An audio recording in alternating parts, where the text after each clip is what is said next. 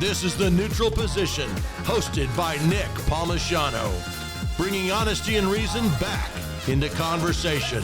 Here's your host, Nick Palmisano.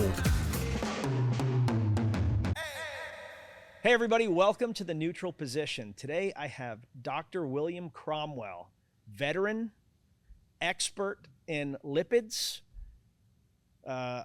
You've done a lot of crazy stuff, but I think probably the coolest thing is that you know Albert. That's not the coolest thing. That's not. It's the lamest. It's the lamest thing. But you've got an interesting background, and I would love to hear you kind of talk about what made you want to become a doctor, and then how do you go from that to getting dropped into Desert Storm? You're right. I've thought about that a little bit. I've worn a few different hats, right? So I came from a family that wasn't really medical. My dad was a psychologist. My mom was a communications professor. But for whatever reason, I like science. I thought science would be something I would do. Mm-hmm. So early on, medicine was interesting.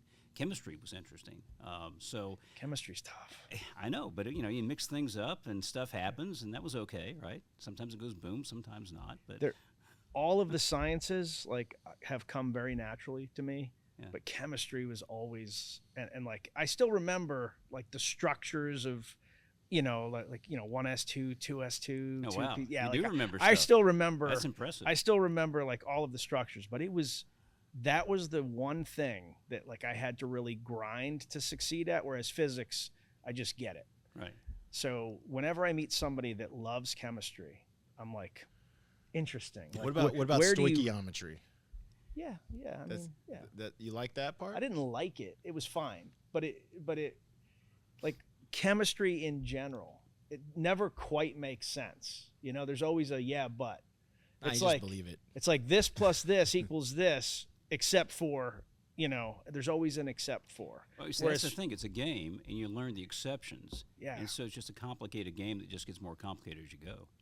So I felt like physics was the same way, but it was still straightforward. It was like, hey, we're going to launch a projectile. All right, now we're going to add angle. All right, now we're going to add air.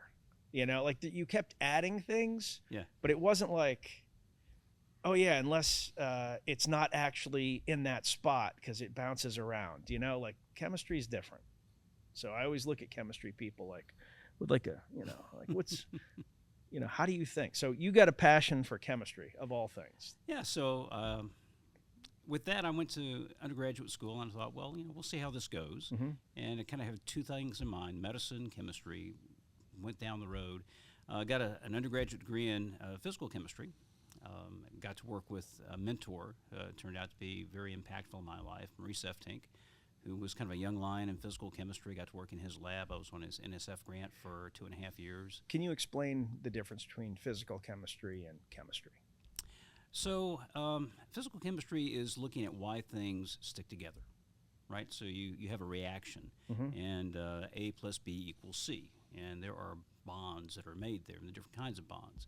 You can have ionic bonds or hydrophobic bonds or other types of bonds. And there are ways that you can test what you think is going on and how you do that. And so this gets into some of the things like free energy equations and high-end types of medical equipment or chemistry equipment. And you're basically trying to get as deep as you can down into the why do these things stick together, right? And that was what his lab did with a multitude of different modalities. So we were using something called fluorescence polarization titrations and microcalorimetry and other things. And so the group was set up so we all had a different way of tackling the same question. And then we would come with our data and try to put it together and say, are we seeing the same things? Is this reinforcing? Or are we getting divergent responses for some reason? Based on the conditions of when you were combining these things and what energy you were putting into the... Right. And so we ended up doing these things. It was kind of fun because we were in little huddles, if you will, but we all came together at different times, and we could get a good bit of work done that way. But it taught me a few things. It taught me precision. Mm-hmm. It taught me the importance of doing things correctly and reproducibly. It opened my mind to the idea that there can be things happening that you don't see, and when data comes out in a way you didn't predict, why? And you believe the data, you just don't understand why the data was that way.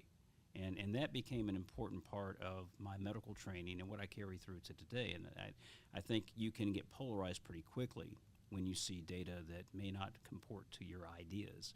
And either somebody's right, somebody's wrong, or the data's right and the model needs to be adjusted to accommodate the data. And if you do it that way, you're kind of continuously learning, and nobody's at risk. It's not threatening that way. Yep. And when you publish something and somebody publishes something that appears to be in contrast to that, it's okay. Because then you're trying to figure out, well, how come his data looks one way and my data looks another way? Yeah, rather than make it competitive. Right. You're just trying to solve the problem. Right. Do you think that's a thing that makes an excellent physician? Yeah, I do. Because one of the things that I've seen, especially as medicine has gotten more challenging, and I don't put this on the doctors, I put it on the system, but doctors, I've typically seen doctors kind of bypass anything that doesn't seem like what they would expect. It's almost like, well, this can't be right. My wife has had an assortment of very, very rare conditions, and it's been incredibly frustrating because she in every single situation, she has arrived at the conclusion before her doctors, and the initial reaction has always been extremely like, no, it can't be that because of X, Y, Z. And then she turned out to be right, and this has happened like 3 times now. So I watching it, and I'm not here to criticize doctors. I do see how the system works, where there almost isn't a quarterback for any condition anymore. It's like you go to a specialist and this specialist and that specialist. Has it gotten harder for physicians to do their jobs, as the landscape of healthcare has changed? And I know I'm taking you in a completely different direction, but as you were talking through your process, it strikes me as very different from what I've seen. Oh, it's a good point. I think there are probably 2 or 3 things that contribute to what you just described. One thing is critical thinking.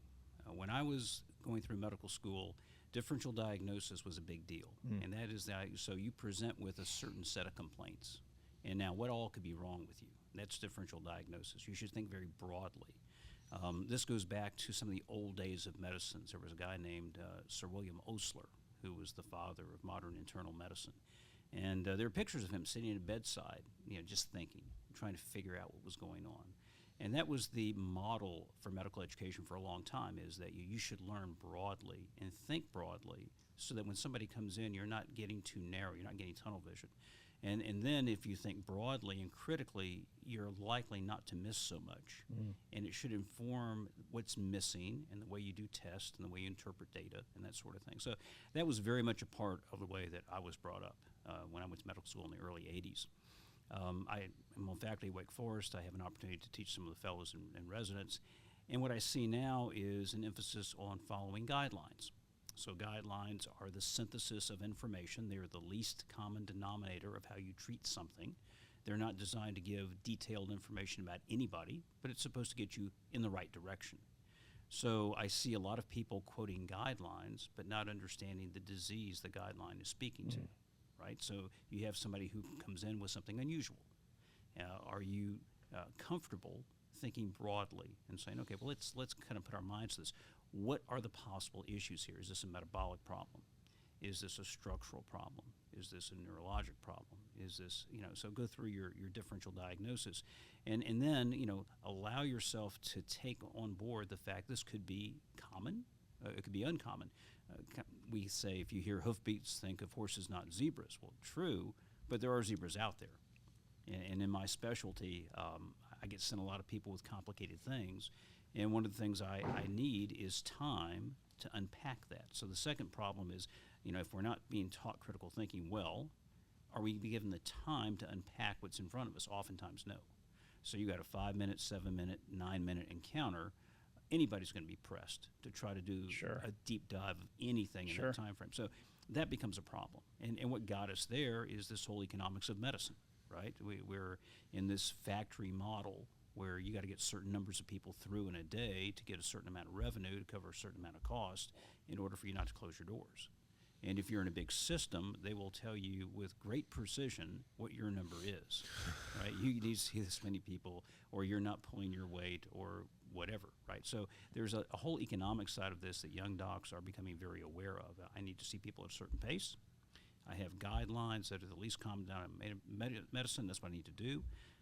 Critical thinking, that's not something I necessarily have to do. There are specialists for that, so we'll just punt to a specialist who's going to do that for me.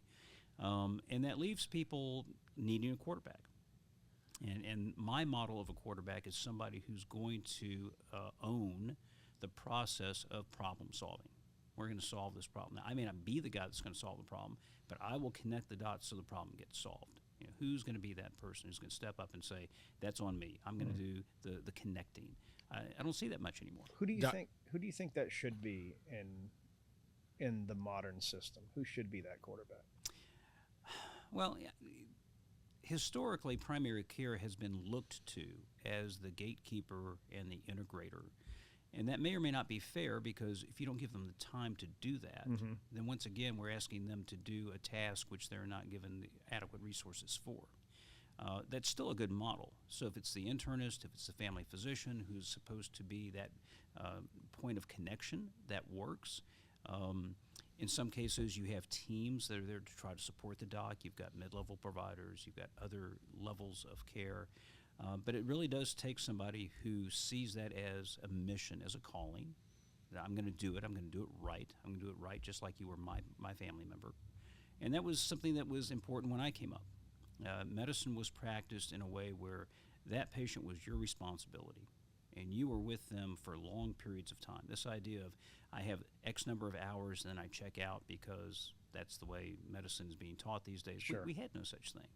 We were on call every other night. I can't tell you how many nights I spent at the bedside in ICU with people in diabetic ketoacidosis, pulling them out of the fire. That it was my responsibility. This person was my responsibility.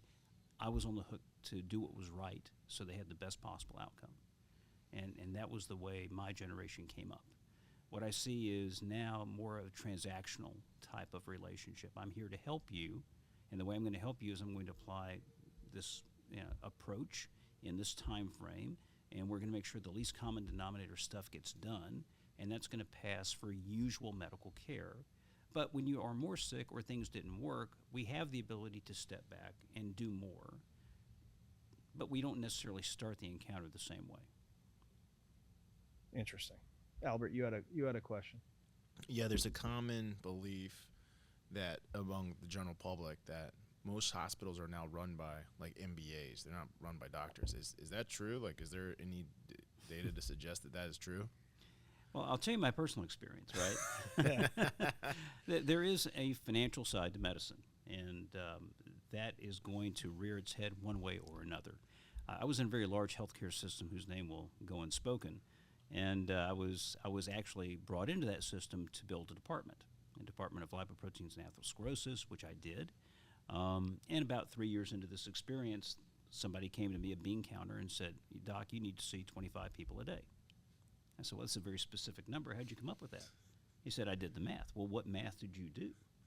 And the short answer was he had a formula for what revenue and bad debt and expenses, and most of this was borne equally across the physicians in this network. It really wasn't my bad debt. It was my portion of the system's bad debt, et cetera. And so when you do all this is how many people you have to see. Okay, what happens when I'm seeing complex patients, and to do that I would have to compromise their care? You still have to see 25 people a day. So I wish them well, and I decided to leave that system. Good for you. And went into what at the time was a little bit novel in 2010, and that was my own old-fashioned fee-for-service practice. And what I did a deep dive, where is all this money costing us? Where's it coming from? Claims management was 55% of the overhead. So what if I don't have claims to manage? What if you and I agree that a new patient visit for an hour cost X, and a follow-up for a half an hour cost Y? You can pay me with cash, check, or credit card. You can file if you want. I have no accounts receivable. I have no bills to scrub at the end of the day. I just knocked off 55% of my overhead. 100%. My ex was, for a very brief period of time when I was in the Army, was a medical coder. So she spent 1 year as a coder, right? And I learned entirely too much about the medical process. And that was years ago, and I understand it's gotten much worse. Oh, yeah. But that was, I don't know. But yeah, that's a disheartening number, 55%, because I think we've all been to, unfortunately, a lot of us have been to an ER for whatever reason, and you get a huge bill, just for like stitches for my son because he split his chin. I mean, he split his chin wide open, tripping over something in the middle of the night, his chin gashed up. Got to get stitches, closed that up. It was bleeding profusely, but I remember the bill was like $5,000, and I was like, he didn't see a doctor. He immediately got like an RN, sewed it up. Yeah. It's just so there's no other RNs awake at that hour. I would have sewed that up for him. Well, sure. Yeah. Point being is now I know that of that $4,000 or whatever the bill was, 55% of it was just to handle the claims. Like, that's crazy. Yeah, it's wild. And I'm on, like, again, it's not like I was in the system, but if anything is wrong on the sheet, they just kick it back.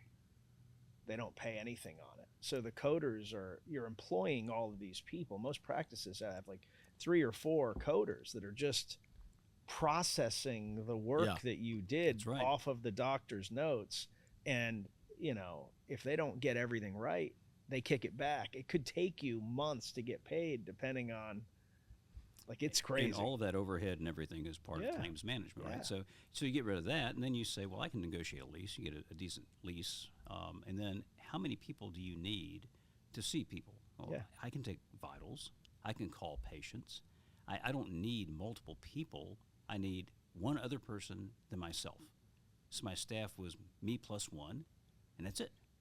And then you can keep your costs down, and you come up with a number that when people hear it say, well, that's pretty good. I can do that. So why isn't everybody doing this? I don't know.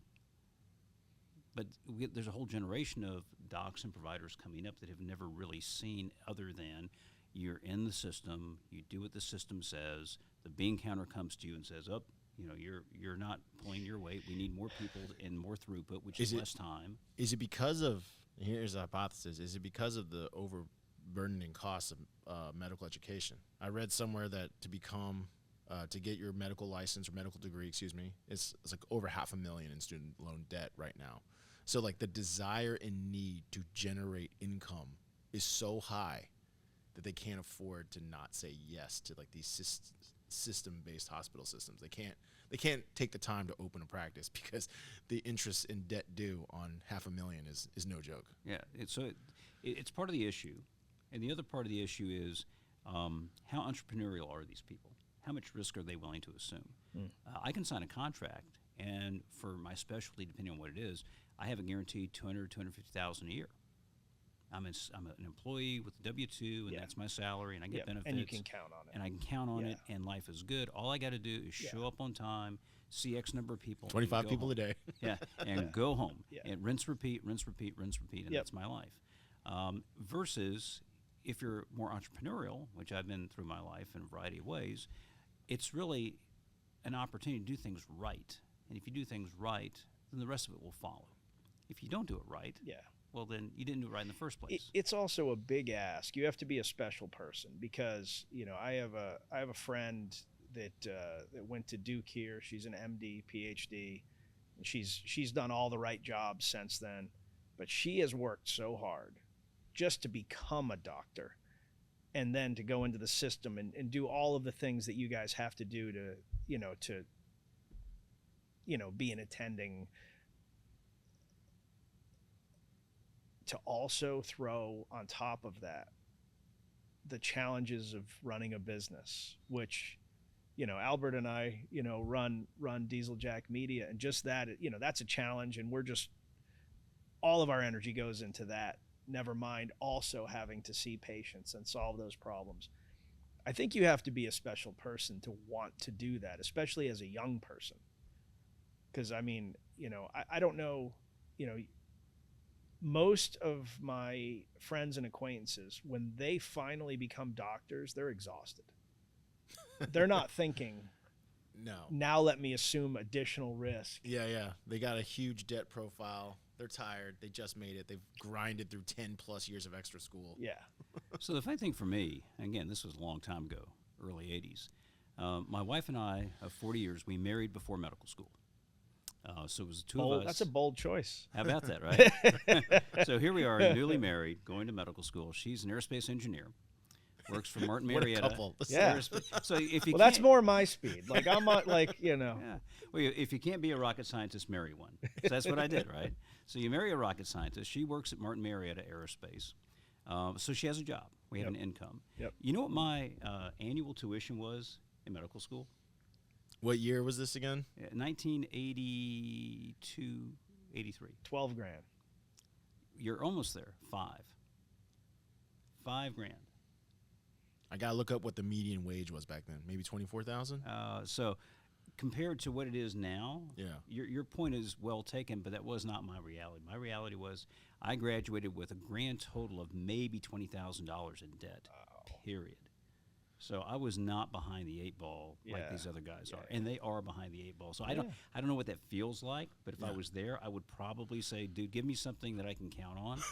I don't want to, hang myself out Yep. and maybe fall Yeah. flat on my face with that kind of debt. Yeah. Especially if you have a family, you have responsibilities. I get that. No, it's Hollywood's it's got huge. a factoid. Hang tight. Median wage in 1983 was $25,000. Hey, you The were median clo- wage 25,000. You were very You were close, very Albert. close. You Yeah, were so very 20%, 20% of the median wage could go get you a medical degree. Now, not even close. I think the median Correct. wage is like 70. I think I saw somewhere 70 is median. No, it's lower. It's Well, lower than that. Yeah. Okay, so it doesn't matter if it was 70 because That's I think household. medical school's That's 80. household. 70 Okay. household. 54,000. 54,000 is median. Yeah, that can't get you through 1 year. And that's not Can't even get you your through 1 year. tuition at a lot of these places.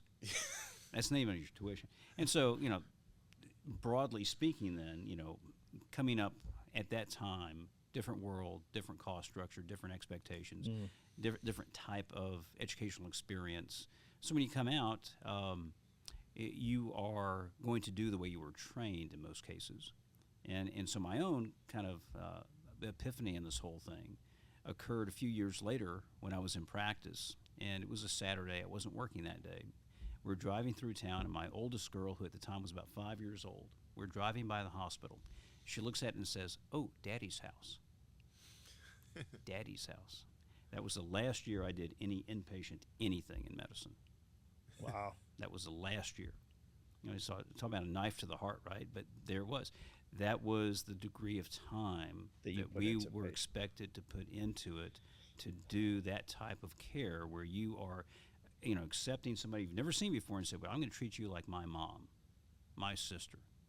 I'm going to be the quarterback. We're going to put this together. You're going to get the right answer. Come hell or high water, that's going to be the way it is. Mm-hmm.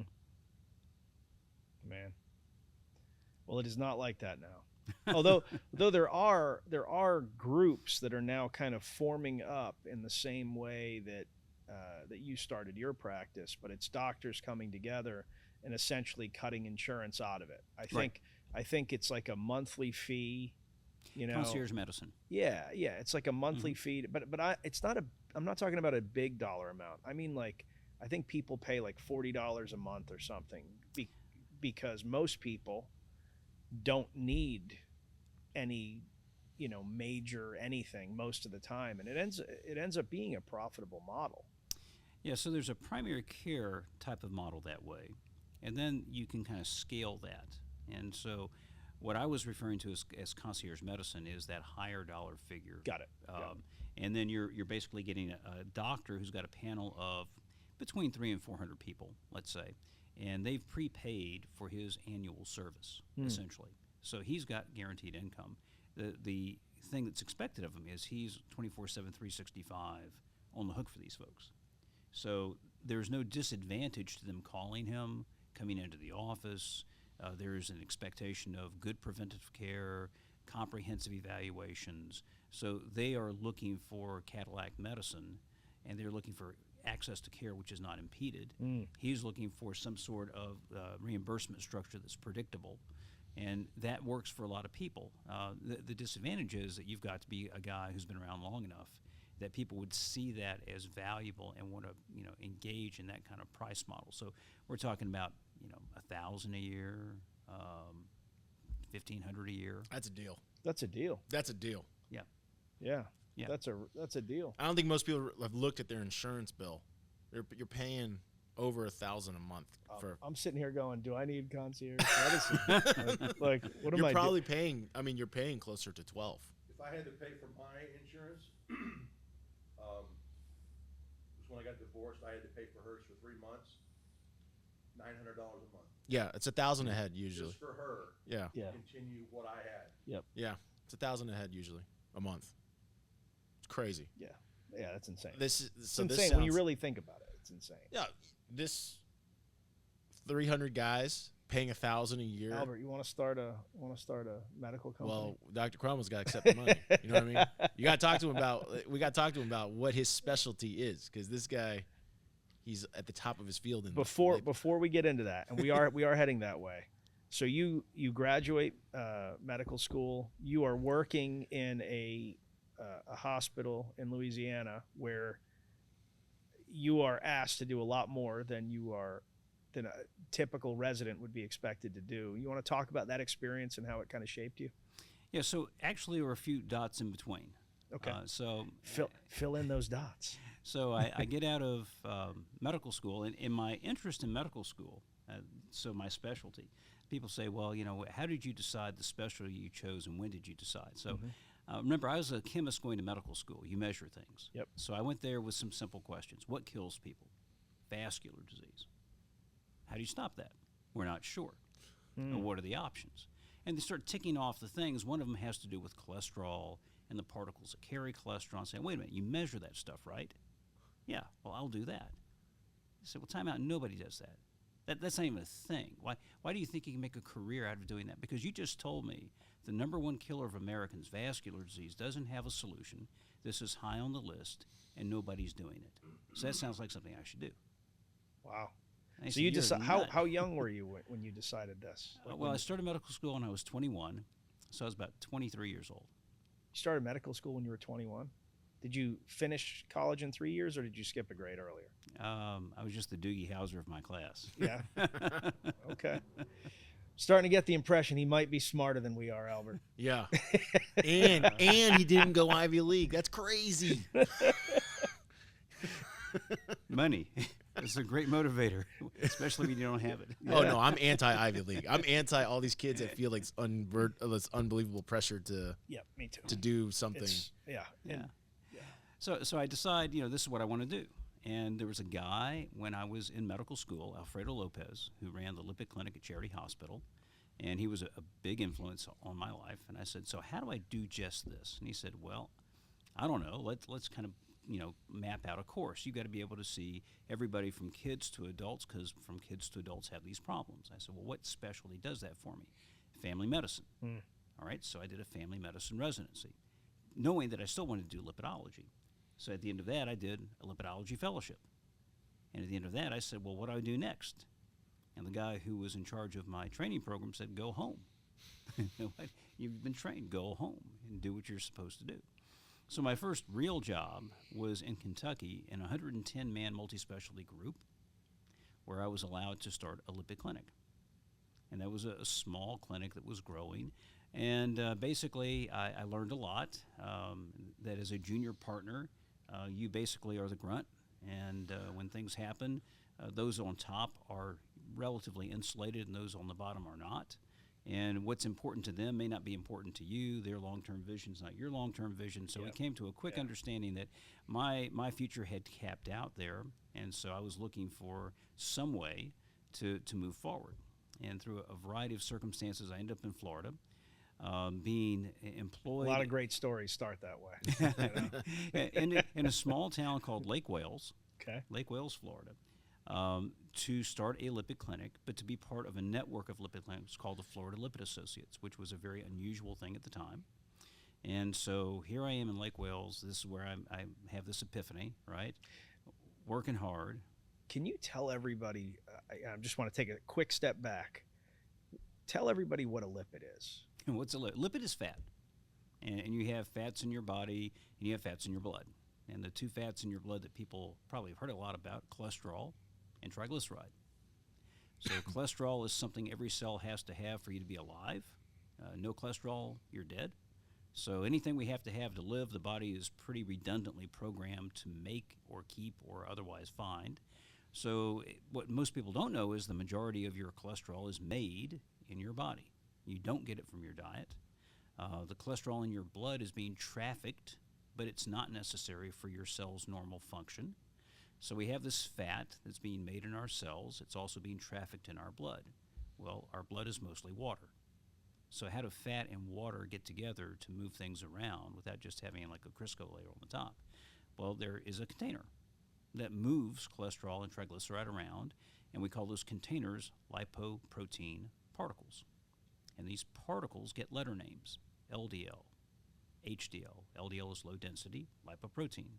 HDL, high density lipoprotein. So these particles that carry cholesterol are actually the things that are involved in blockage formation, vascular disease, etc. So that to me was pretty cool, that we had the ability to know something about these things. And certain people, for various reasons, who had the wrong type and too many of them, had lots of vascular disease. And then there were complications of, well, not everybody with the same cholesterol number has the same risk.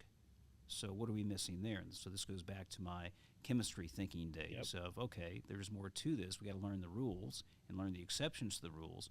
And one of the things that was very interesting that most people still do not know is that we do cholesterol testing because it's cheap and easy, and it's supposed to infer something about the particles that are carrying the cholesterol around. Wait a second, because we get commercials all the time about your cholesterol. You're saying that it's just because it's cheap? Cholesterol does not cause coronary disease. And there is no good cholesterol. There is no bad your cholesterol. Your Italian family has had high cholesterol for quite some time, but everyone lives a long life. So where my family, the Italian side of my family grew up in Scopoli, cholesterol is extremely, everyone, like I when I was a wrestler, like cutting weight, I still had higher cholesterol. But we don't have any history on my Italian side of like heart disease or anything like that. So there's the rest of the story here. And the rest of the story, it goes in a couple of different directions. But one part of the story is that the relationship between cholesterol and blockage is a little bit complicated. There is a certain amount of cholesterol in a particle. There's a certain amount of coffee in my cup, right? Now, the amount of coffee in my cup is not static. I'm drinking the coffee. Sure. It's going to be more when I start and less when I finish, right? Well, for various reasons, the amount of cholesterol in a particle is also not static. It can be more, it can be less. So why is that an issue? If I measure the cholesterol in LDL particles, LDL cholesterol, are these particles full of cholesterol? Are they partially empty? Are they mostly empty? So if I want to measure how many cups are on the table, I could do that, count cups, or I could pour all the coffee out and say, how much coffee do I have? And assume a certain amount of coffee per cup and say, well, for a gallon, I should have this many cups. That's what LDL cholesterol is. It's a guesstimate if you assume a certain amount all the time.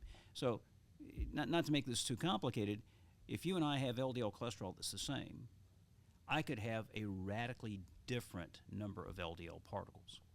Got it. It's the number of particles that is driving blockage formation.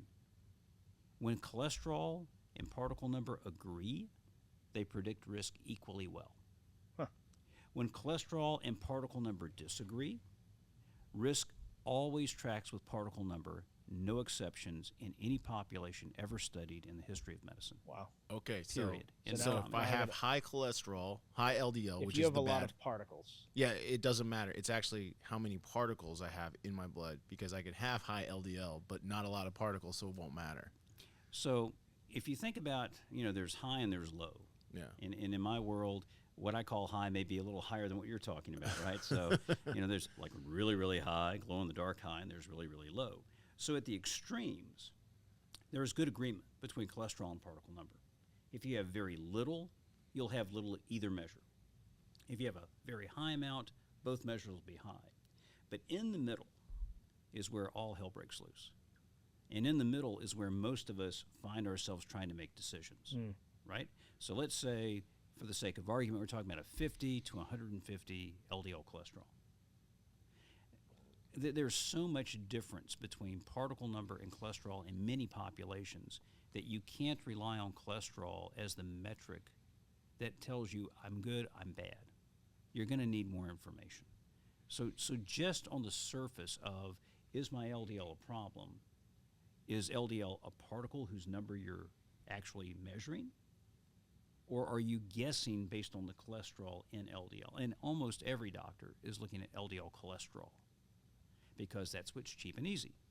And because it's cheap and easy, we assume that if it's okay, the patient's okay. So this is where another chapter of my life opened up, right? So I'm doing this lipoprotein stuff in Florida. I'm in this group. Life is good.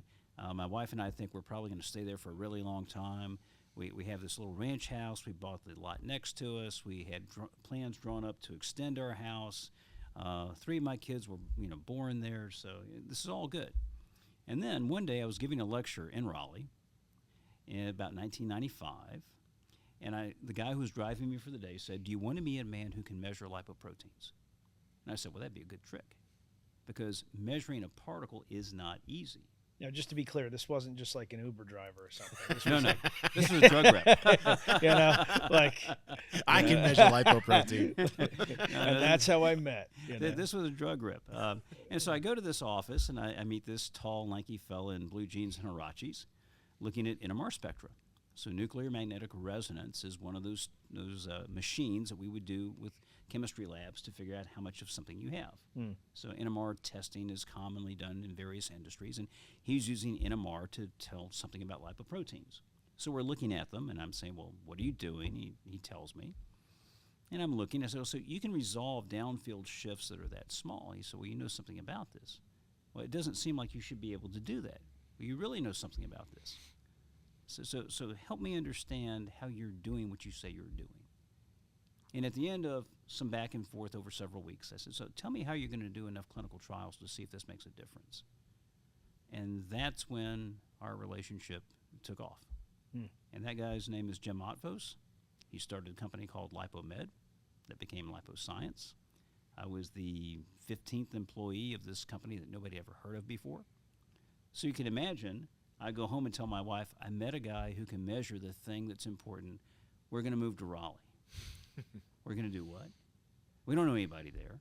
I said, well, if he's right, this is going to be a game changer. And was she on board with that? She was okay with that after a while. Now, at this point, is she still working in the engineering space, or? Well, she kind of physically disengaged.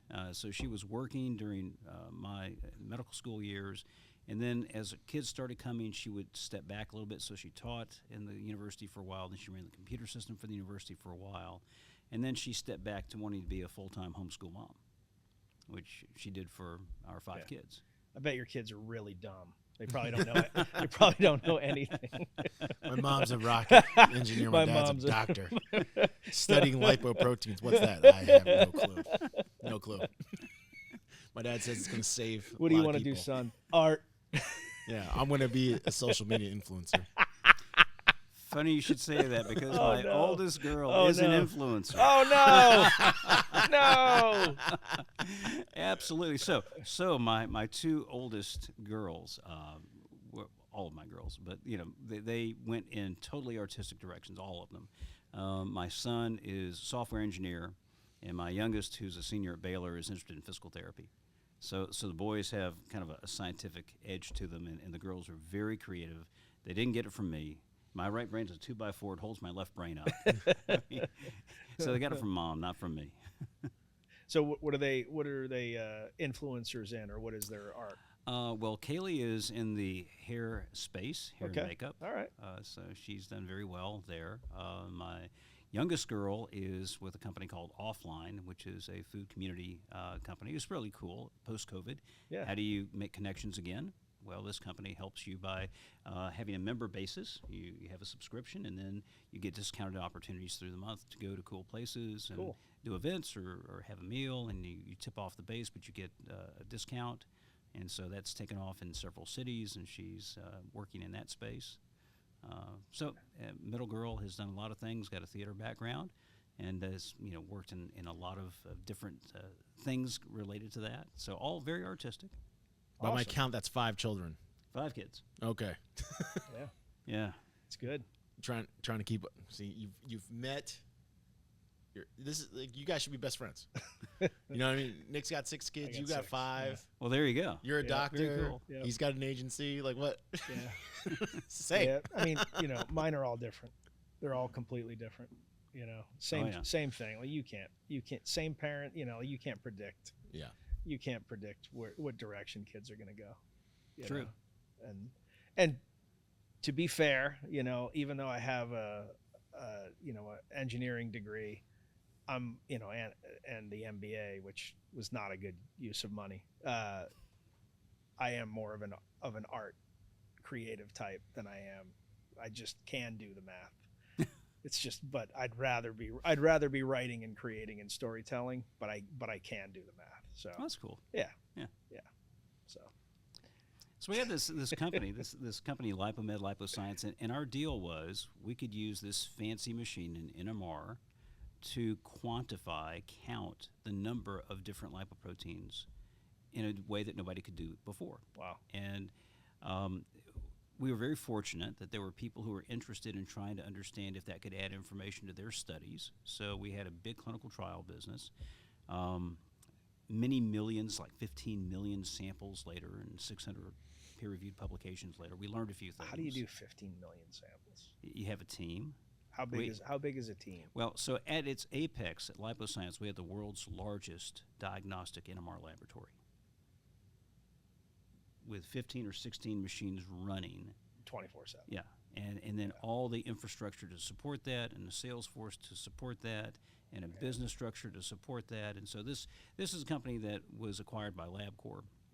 I've heard of them. Yep. So that was the exit strategy. LabCorp bought the company, and then Jim and I were asked, along with others, to stay on for a while. So I stayed on with LabCorp for about 5 years, during that time, I tried to interest them in some things that didn't quite resonate. What was interesting to me was going back to the idea of trying to do the right thing one person at a time. Yep. We talked about the nuance of what you measure, but is that all there is to it? And the answer is no, right? So what's the other detail we're missing? Well, there's a lot. There are a lot of things that come together to make Nick's risk or my risk or Albert's risk unique. Okay, so that requires integration. And I thought LabCorp, being a really big information management company, they'd be all about that. Oh yeah. So here's what you can do to differentiate yourself in the marketplace. You could acquire medical history, biomarkers, biometrics. We could apply various decision trees, and we could come up with a highly personalized insight that would differentiate you from everybody else. No.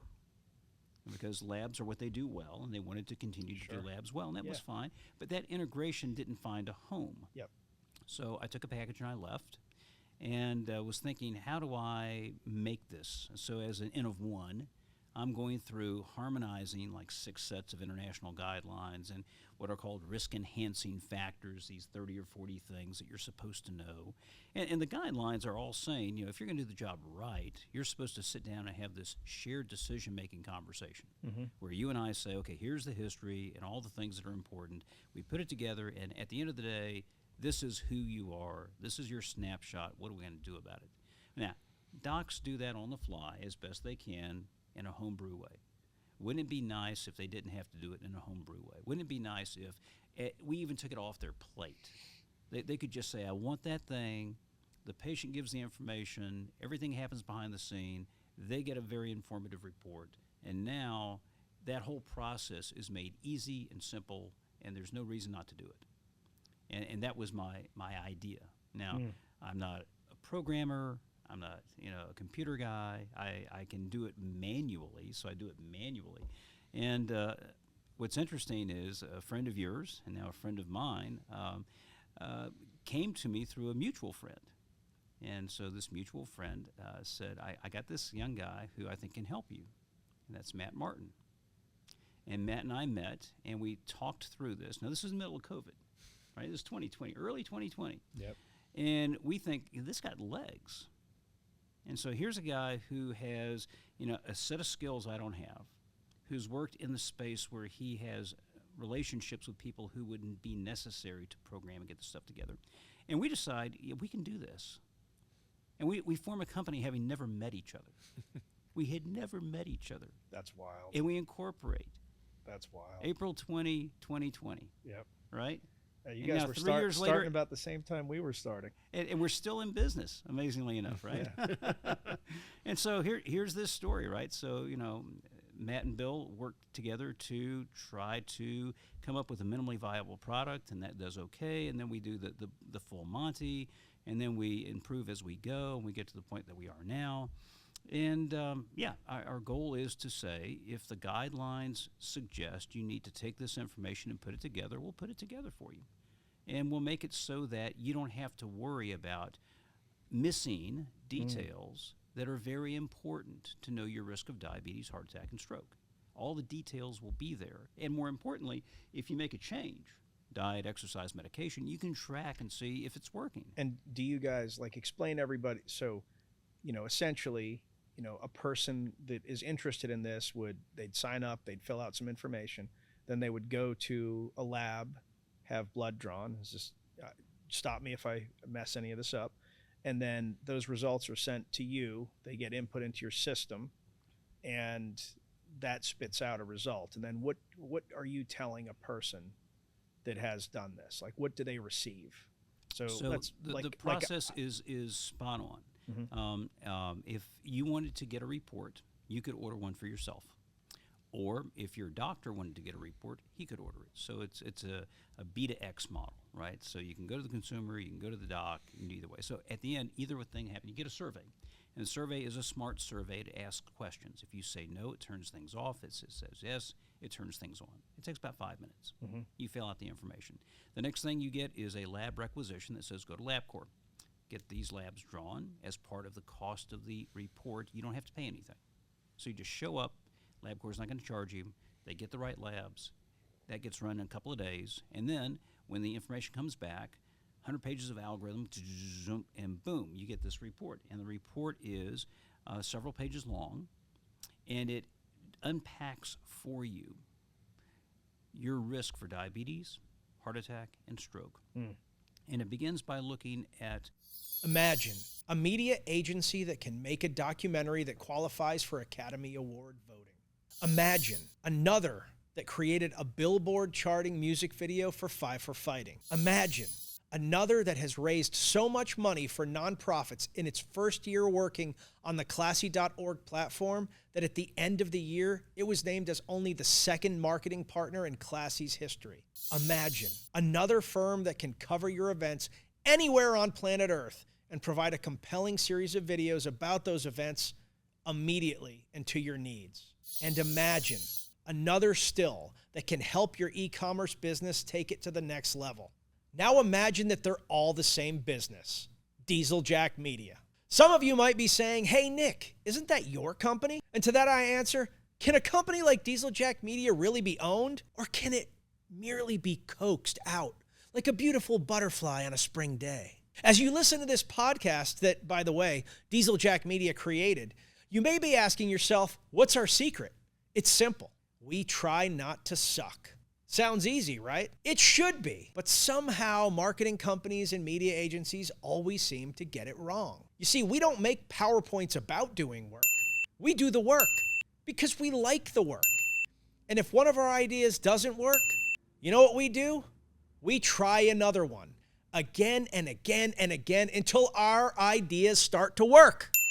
Because not quitting until it's right is at the heart of not sucking. And as previously mentioned, that's what we try not to do here. Diesel Jack Media. We try not to suck. Visit us at dieseljackmedia.com. That is dieseljackmedia.com. Metabolic syndrome, insulin resistance.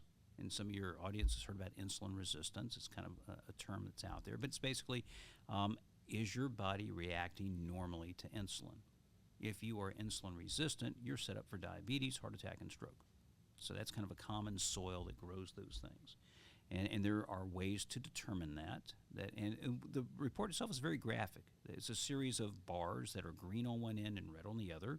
Green is good, red is bad, right? So I've never heard of insulin resistance before. It says insulin resistance. How are my cells working with insulin? Red, bad. Oh, if I see red, What do most not people good. receive? I know that's such an open-ended question, but like the average human being, the average American, what does their report come back looking like? Are they happy or unhappy? We have opportunities. Opportunities We for have improvement. opportunities for improvement. Yeah. Well, like I was telling Dr. Cromwell, I know you use this. Yeah. Now that I saw that Crustables is a $1 billion business, like, yeah, we have problems. You know what I mean? Like, I don't know if you guys saw Hostess Cakes just got bought for like $5.5 billion. It's not because they ain't selling Hostess Cakes. You know what I mean? Yeah. Like, we got problems. I got problems. I like sugar. It's bad. Yeah. Yeah, so this is the thing is we have, as you know, a population that's increasingly obese, sedentary, insulin resistant.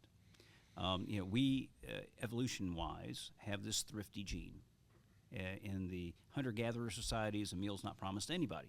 So when you eat, you burn the energy and store what you have left over. Why? Because tomorrow, if you're not going to eat, I need to tap into something, or you're going to die, yeah. right?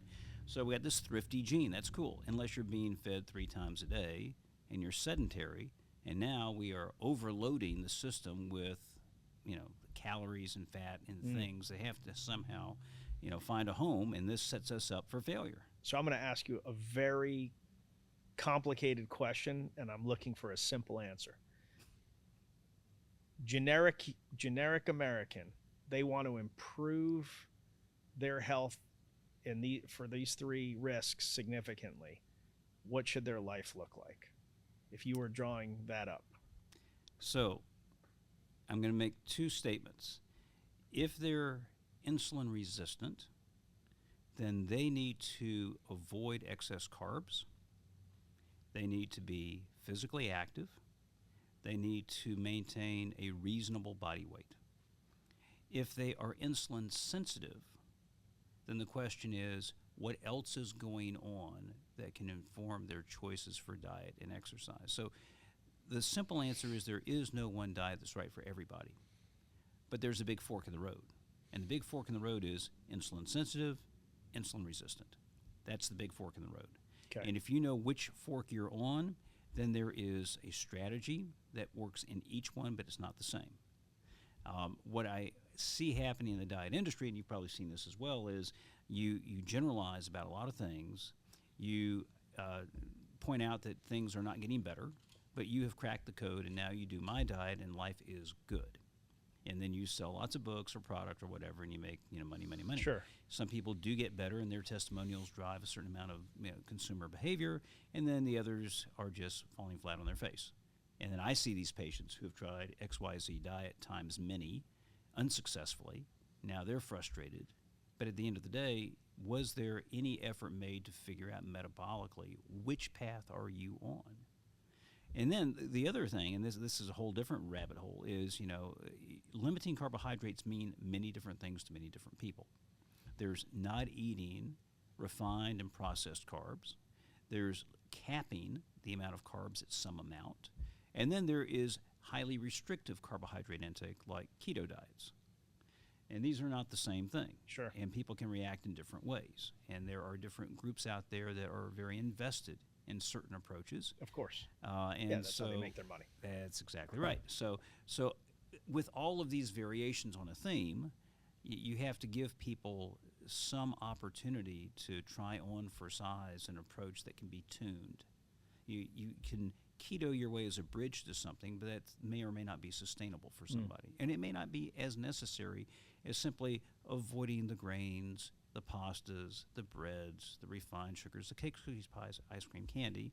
How quickly it rolls off my tongue, right? People say, well, that's half my diet. Well, that's 100% of your problem.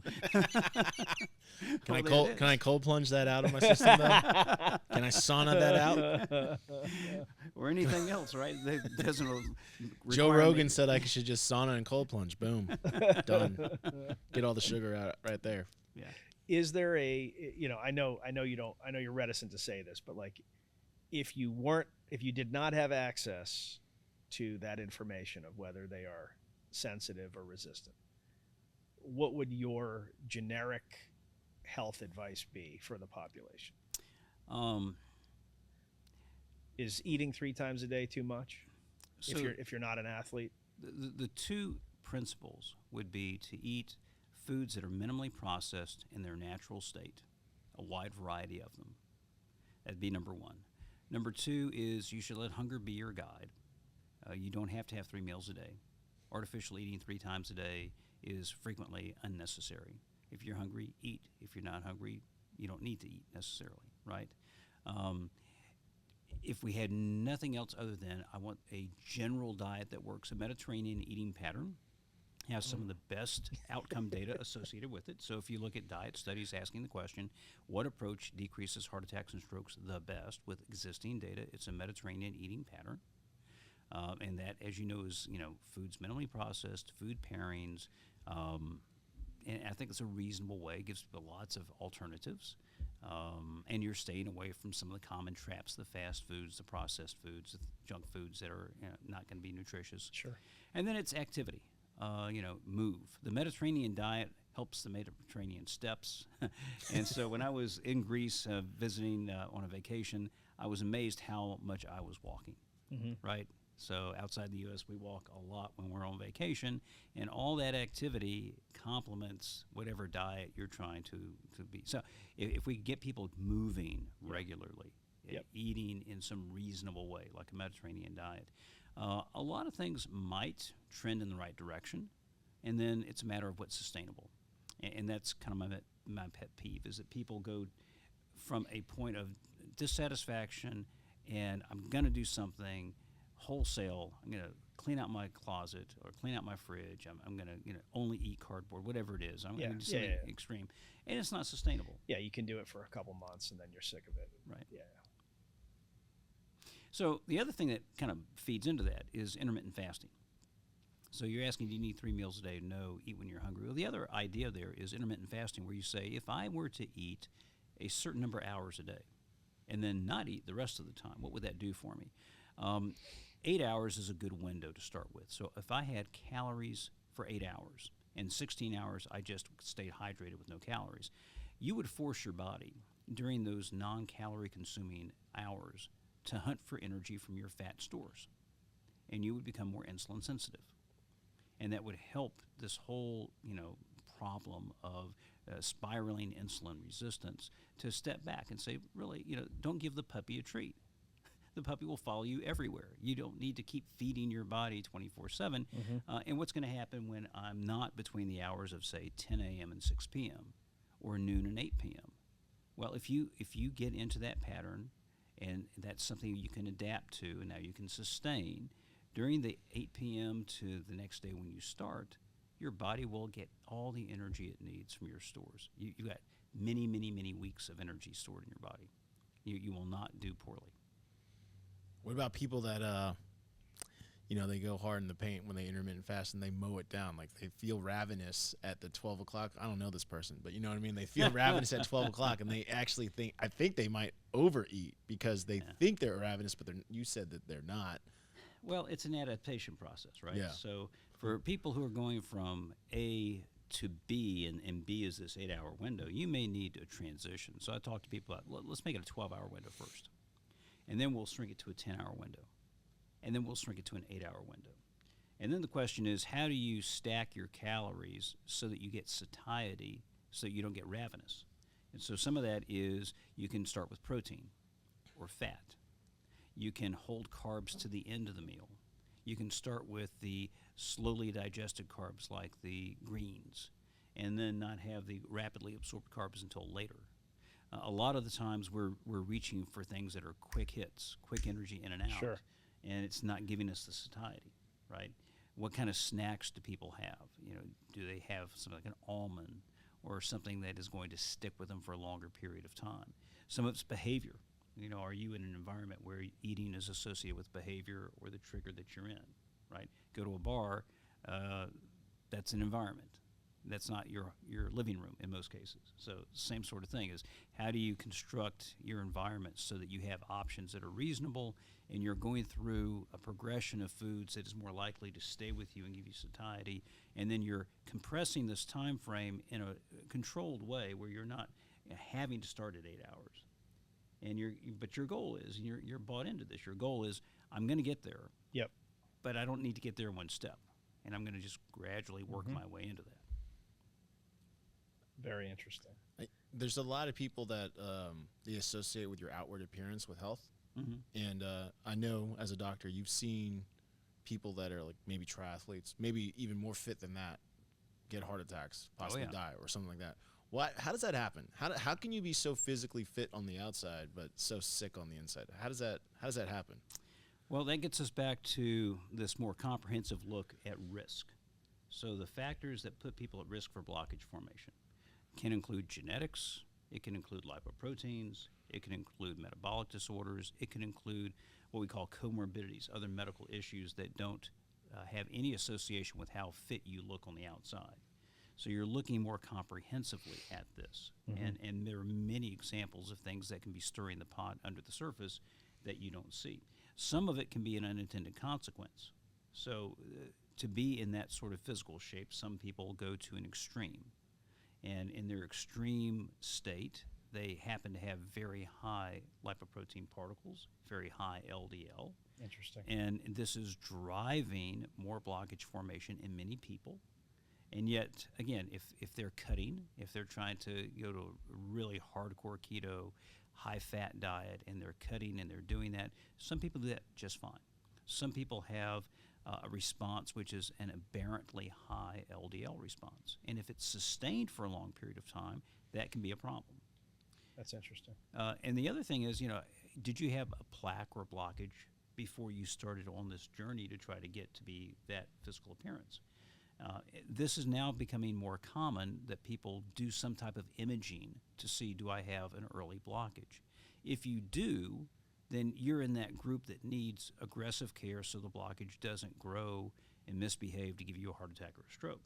If you're in the camp that we don't detect any blockage, the urgency is less, and we have much more time on our side where we can make it. How does a person test for that, and who should test for that?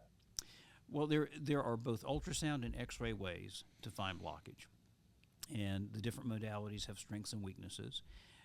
Who would I check? I would check anybody who is concerned due to family history, biomarkers.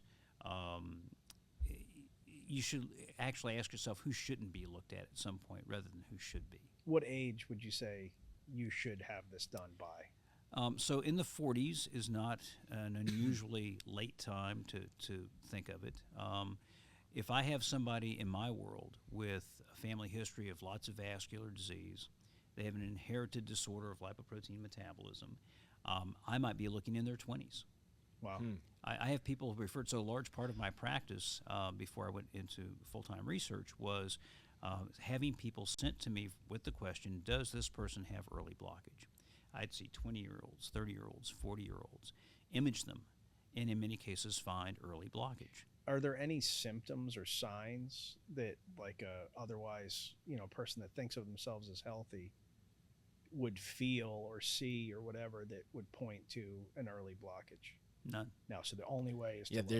There was something I read once that for a lot of people, or I don't know what percentage of people, the first sign of heart disease is the heart attack. Yeah, that's correct. Yeah, I've heard that. That's correct.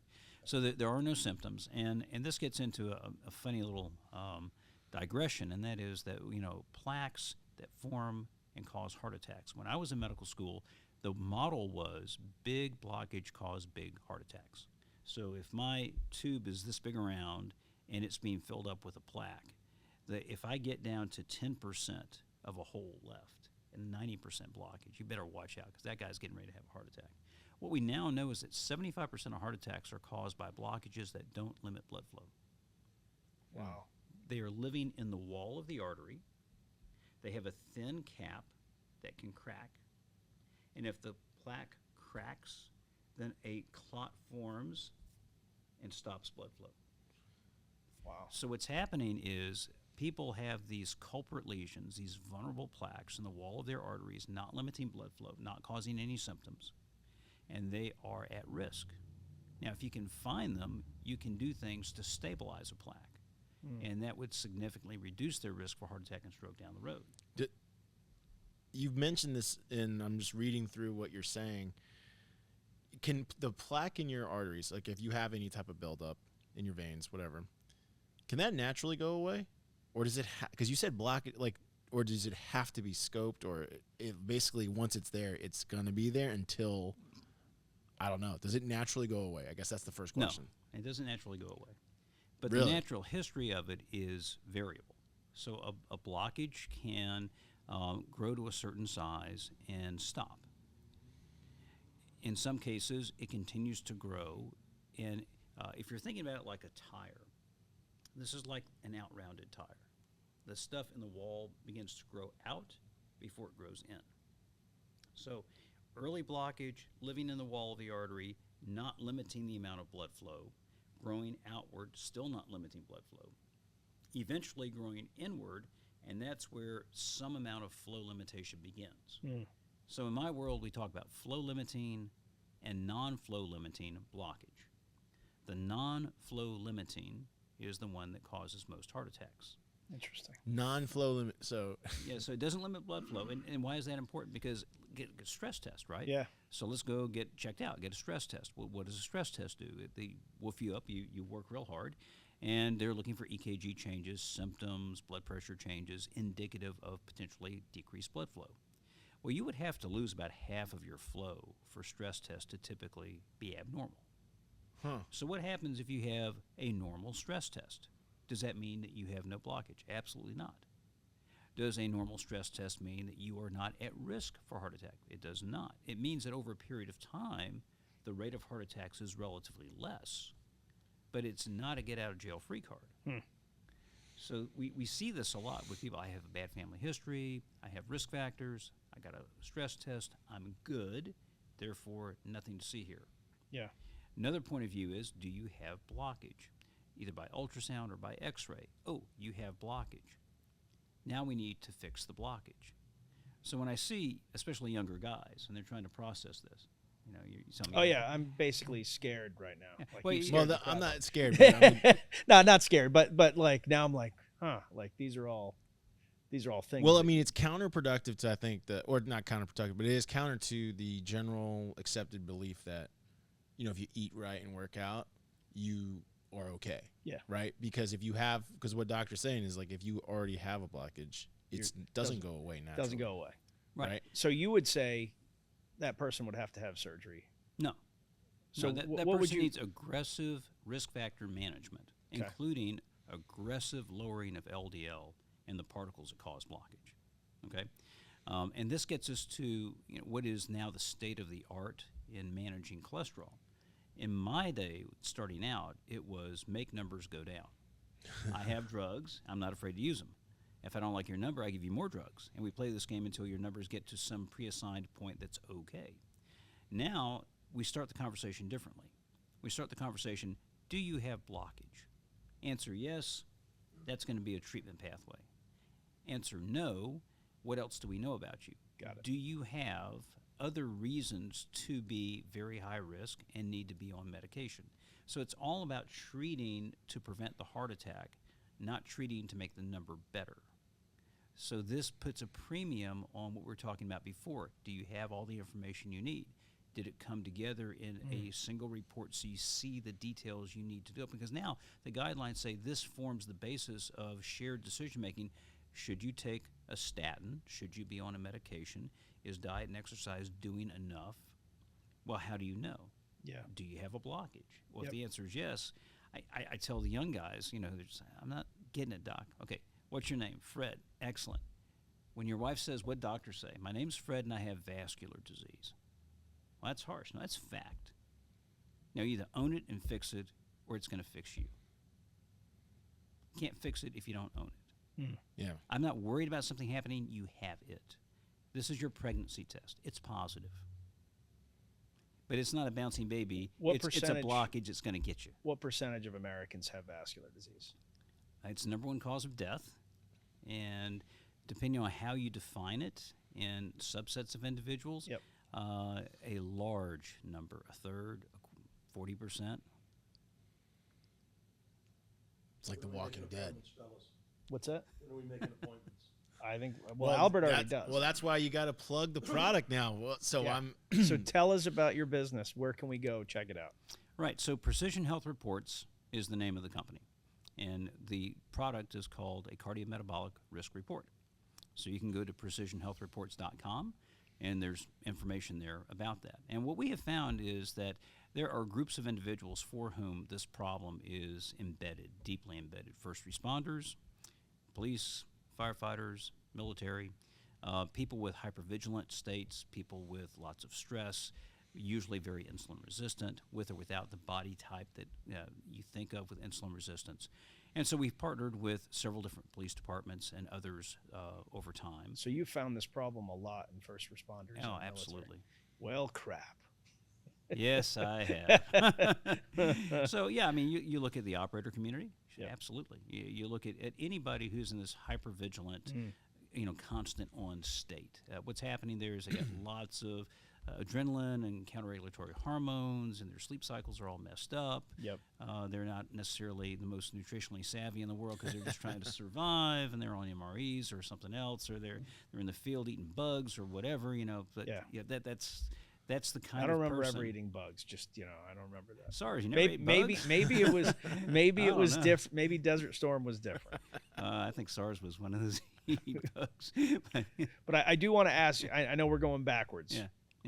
But I think I wonder if it wasn't a defining means for how you practiced medicine. But when prior to the show starting, you said that you got called to Desert Storm. Originally, you thought you were going to be 50 miles from the border. You end up being over, in Iraq. And the thing that I found very interesting was you really had no kind of systems available to assess anything, but you were handling, I'm assuming, casualties. Correct. You had to make all these determinations based solely on what you saw happening. What was the impact of that on your medical profession? So I was in a MASH hospital, and we were embedded with 1st Armor. So when 7th Corps went north, we were in that column going north. They took a dogleg right, they dropped the hospital. So there we are. And for that 100 hours of active battle, there were a lot of casualties came in and out. And even after that, we had lots and lots of casualties, unexploded ordnances, and various other reasons. And so here I am in an environment which was supposed to backhaul people very quickly. It was supposed to stabilize and get them out. Well, what happens when they're 72 hours plus and they're not getting out? Now they've had enough time to get into medical complications. So in this MASH hospital, you got 16 surgeons and me. I'm not a surgeon. I'm the medical guy. So what do I have as in my toolkit? What can I work with? X-ray, not working. Labs, I can get a sodium, a potassium, and a hemoglobin. That's it. Meds, the only meds we had were meds that I could pilfer from an evac hospital before we did the push. Wow. So I had nothing, and I talked to my CEO. I said, look, give me a 5-ton and some guys, and I'll go down to evac hospital where they're playing volleyball and see if I can't talk them out of some stuff, because I need something to play with. You got, tourniquets and this and that and the others, and you're doing, but I need my stuff. So sure enough, I was able to go back and get some things that would be helpful. I brought that forward, and so we made our hop, we did our stuff. And I just give you one example. I'm going through the post-op ward, and there's a guy who had an abdominal injury. He had bowel resection, and he's on a cardiac monitor. And you're watching QRS T waves, and the T wave is the last little bit of that blippy thing, and it's a mountain. It's huge, huge T waves. You're thinking, this guy probably has very high potassium. Well, I have a sodium, a potassium, and hemoglobin. Sure enough, he had life-threatening high potassium. All right, now how am I going to get this guy down? I ended up giving him glucose in one line and insulin in the other. It's an old-fashioned way to drive down potassium intracellularly, is you give a balanced amount of glucose and insulin to drive it intracellularly. And we got him stabilized, and we got him out. Wow. But that's, again, going back to, my medical training of think broadly. What can I do? What's the physiology? What can I do with what I have? Yep. I got these things. Will any of this work? Okay, And that's I not can much. do this. That's not much. That's right. But you get, it's uncomfortable, but you gain some confidence that, you do have enough that you can step in and do some good things. There are times when you can't, but there are times when you can. And so I worked with some amazing people in the theater. There were a lot of operators that I worked with that were amazing guys in theater. I'll give you one other little anecdote. This shows, kind of the fluid situation we were in. I'm in the ER, and we get a call from a transport that says that a guy got bit by a snake, sand viper, and they were coming to my place. And so, what does he look like?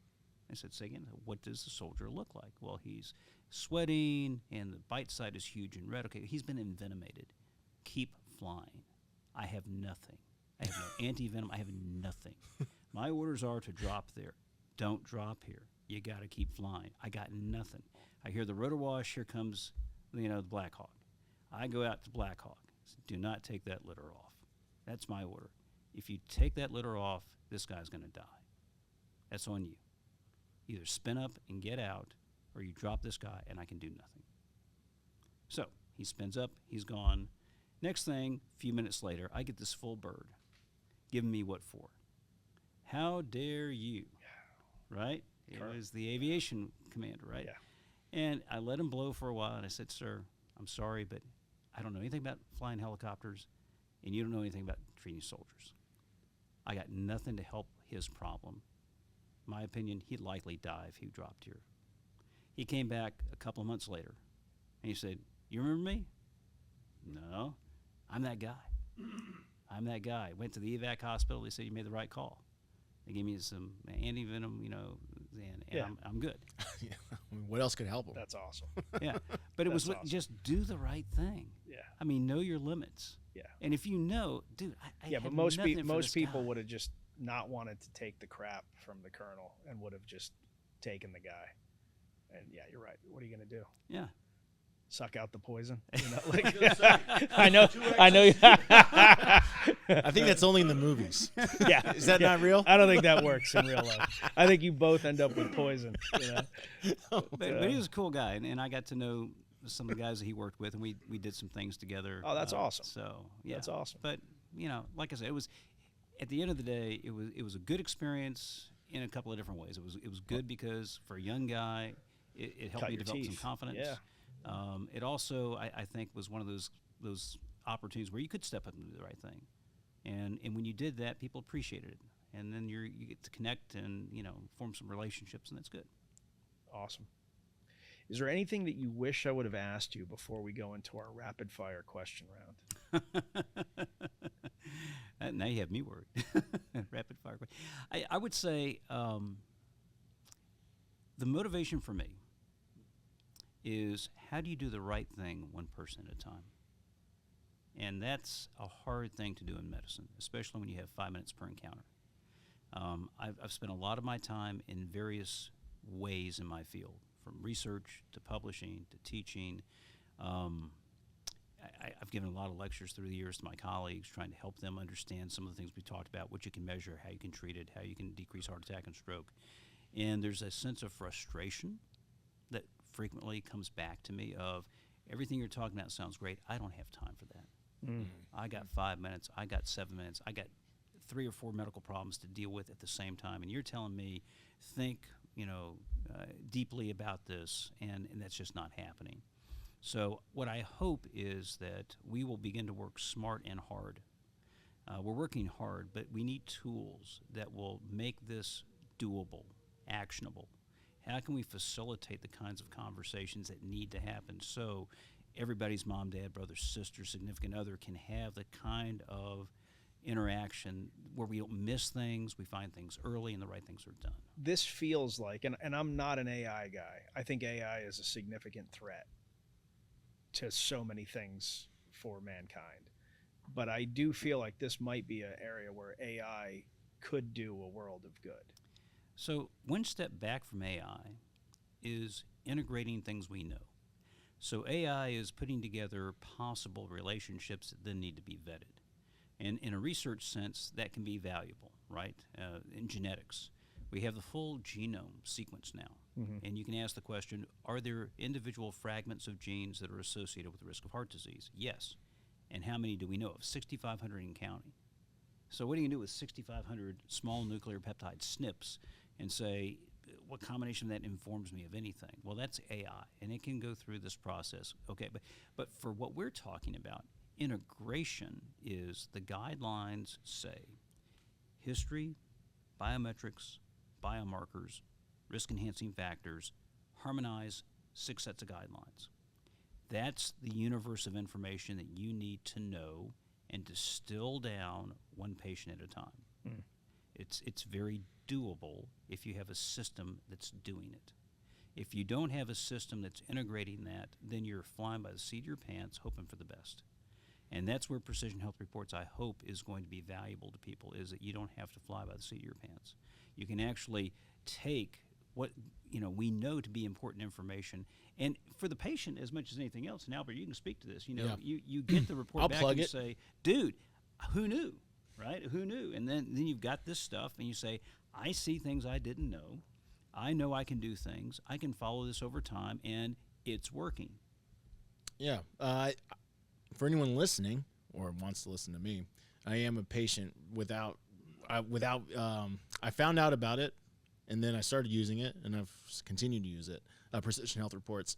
And so a lot of times in the medical world, like, you kind of went to the dark side, like the darker side. Yeah, of course, it's potentially you find morbidities and stuff like that, but I look at it more like maintenance. A lot of people, I joked about cold plunge. They'll do a lot of things to maintain health or try to shortcut health. Yep. But one of the things people don't want to do is know the truth. And for the longest time, the problem is probably like, I don't want to see a doctor, or I don't want to see a combination of doctors that will put this together. And so when I found out about it, that's why I said, yeah, well, this sounds like good. And it takes less than 10 minutes. Like, of your actual physical time when you go to the lab. The labs are always ready to see you. It's not like a doctor's office. You just check in and they take your blood and you're done, literally in and out the door. But what I like about it, and I've tracked and trended my disease states, and it's gone down. I'm still yellow, but off red. Is it's a simple thing. I thought that was a race joke for a second. No, it could be though. It's a good one. But my wife does a simple thing: is she pastes the report on the fridge. I've found that eating well at home is super easy. Because you're just looking at it. I just look at it. Like, yeah, it's right there, and you're like, damn, like, okay, should I eat this, this cookie? Because I got kids, there's junk food in the house, and it's a simple maintenance, I think. And I think if people did it once a year, I think they would be. How often do you do it? I do it once a year. Once a year? It's $250. That's not that expensive. No. People go to great lengths to get healthy. Yeah. $250 to just have and it track. So it's simple. It's a line chart. Like, so when you started, did you have reds? Yeah, really bad. And now you're all yellows, at least. In a lot of areas. You still got a red or two? I still got some, but like I haven't been able to change my diet completely. Like it's been like a slow process. But I'm also not racing to it either. Yeah. No, I got you. I would consider myself kind of what we talked about earlier. Is like at the gym, I'm among the top. I'm not the top performer, but I'll consistently be in like the top. Yeah, you're good. 15. We've worked out together. I'll be in the top 15 of like capability. But I know I carry body fat. I know I have body fat inside my system. I know I have LDL. I know I have HDL. I know I have all these things. So when it's just me, it's really easy to say no to like a treat. But I don't say no to treats outside of work. I don't have my report. I need to start bring this report to Diesel. We should make a copy, put your report up there. Paste it right on the board. All so right. yeah, anyone out there listening, it's like it helps decision making, I think. It's like the same thing when you keep track of your food. Yeah. You just don't eat as much. Yeah. You know what I mean? Like if you're logging your food, because then you're like, you're looking at how many. Wow, that is pathetic. I've just had 5 donuts. Like, that's really bad. I can't really have the 6th donut. I'm really glad I didn't get donuts for this morning. Yeah, I know. I really was. I know. You should have had like some nice vegetables or something. So this is the rapid fire round, right? All right. You don't get to think about these very long. You have to answer within 10 seconds. But the first one I always ask is, What is the toughest animal that you think you could defeat in hand-to-hand combat? Because you are a 6th Dan in Taekwondo, I believe that this should be a beefy animal. I'm ready. 10 seconds is not long enough. You understood the beef- rapid fire Yeah, doctor, right? Oh, I will say a German Shepherd. Wow. That's a tough. Wow. That's realistic but tough. Like, it's going to be a hard fight. I actually had to take on a German Shepherd one time. And you so, won? Yeah. There you go. Oh, there we he's go. doing from experience. Yeah. All right. So that was that. Can you survive a viper bite? What's the most interesting With place help. you've ever been? Israel. How many 7-year-olds do you think you could fight off before they'd overpower you? 6. What would be your weapon of choice in a zombie apocalypse? Shotgun. That's a good one. What's your go-to karaoke song? None of the above. No I don't- karaoke I have song. no. I don't do karaoke, nor will I ever. Wait, All right, Matt well- told us you were a great singer. Oh, he lied to you. Oh, Dirty liar. Dirty liar. what a liar. What's the favorite book you've read in the last year? Children at Risk. Children at Risk. What's that about? It's an old book, and it was a book that was written about certain changes that were happening in society and the educational system back in the 80s, and it foreshadowed certain things that are happening today. Huh. And the premise of the book is, to the victor go the spoils, and the spoils are our children.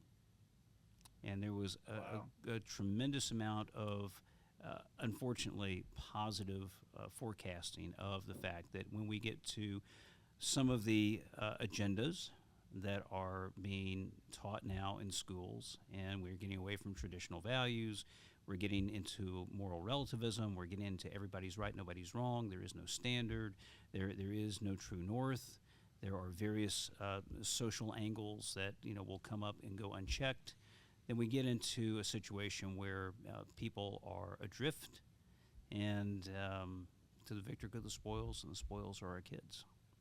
Interesting. I'm gonna have to read that. Now I want to read it too. Yeah. Children Which, at by the Risk. way, I saw this thing about how in California, I don't know if this is going to happen or not, people are trying to push and get rid of advanced accelerated math Yes, classes yes, because because they it consider it racist, because it's overwhelmingly enrolled by, it's not it's Asian Asians kids and white or whatever. kids, It's like, so Yeah. they want to get rid of advanced math curriculums. Wow. That doesn't seem like a good move. Wow.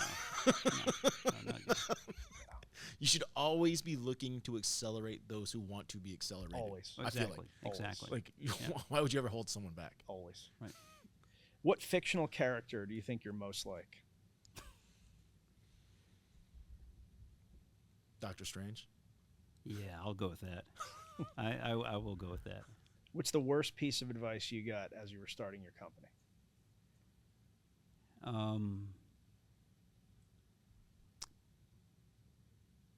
We never really got bad advice. Come on. I'm trying to think. The absence of advice may be the best answer. I mean, because Okay. Matt and I got started, and there are a couple of advisors that we had that basically gave us good advice of minimally viable product, know Yep. your market, Yep. grow organically, don't take on debt, avoid paying yourselves if you can, let the revenue fund the growth of the company. All those were good pieces of advice. So as far as fatal piece of advice, now I can tell you, an old company that I was in, this idea of going out for money early was a really bad piece of advice. Terrible piece. It's of a advice. terrible piece of Yep. advice, but that's not what we did with Precision Health Works. But for LipoMed, LipoScience, we went out for multiple rounds of money from various people, and that was necessary for the company's life, but at the same time you end up with the liquidation event where there's a whole series of people and you're being drug along behind the car. Yep. So, Yeah. Yep. The investors get paid first. People forget. oh my goodness. What's your guilty pleasure?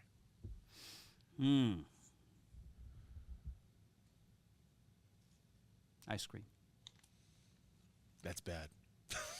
If you could invite 3 people to dinner, living, dead, fictional, non-fictional, who would you invite? Oh, wow.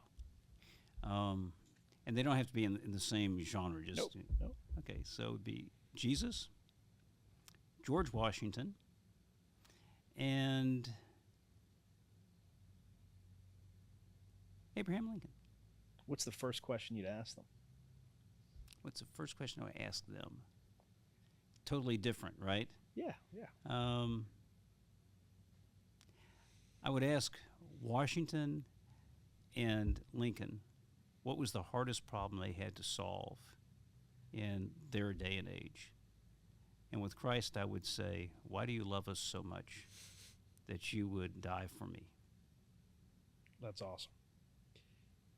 What's one job nobody could pay you enough to do? There's a whole list of dirty jobs that Roe does, and so looking at his, if you ask me to clean out sewers, no, thank you. You're not on board with that. No, Necessary job, though. it is. Someone's got to do it. A lot of lipids in there. I can only imagine. All right. What celebrity, this is our last one, what celebrity would you most like to switch lives with? And you can't give the wuss answer of nobody because I like my life exactly the way it is. Oh, we took that one off the table. So the first question is, do I know a celebrity well enough to know their life that I would want to switch with? Well, you can switch with anyone. It doesn't have to be a celebrity. Oh, okay.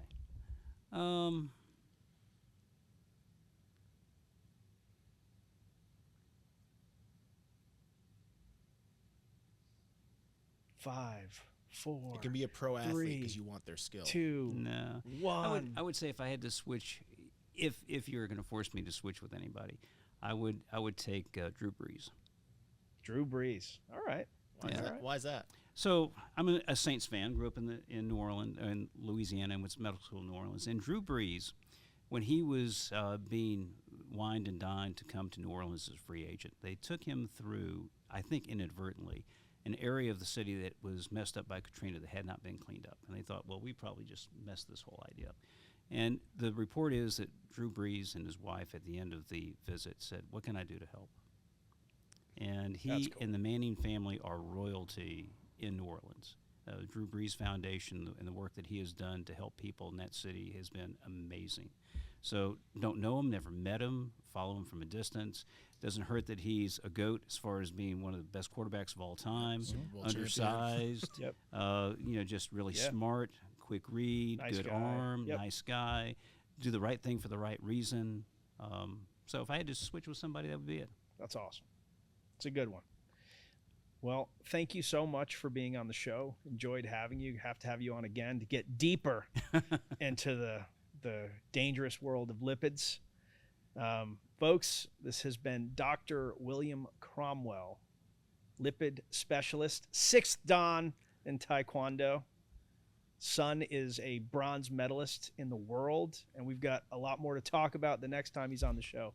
Thank you so much for being on with us. And if you're looking for a discount, Matt asked me to do this. If you're looking for a discount for Precision Health Reports, check the show notes below. We got a discount code for you. Woo! Sign up. Get yourself checked out. There it is. Well, thanks, Nick. Enjoyed it. Hey, thank you so much for being on. Super interesting. No, my pleasure.